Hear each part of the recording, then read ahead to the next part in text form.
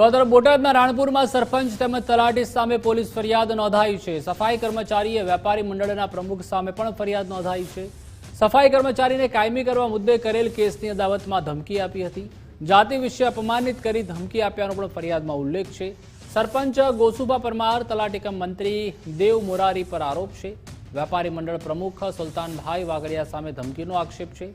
તલાટી કમ મંત્રી અને સફાઈ કર્મચારી વચ્ચે વિવાદ થયો હતો। વિવાદને લઈને તલાટી કમ મંત્રીના સમર્થનમાં રાણપુર પણ બંધ રહ્યું।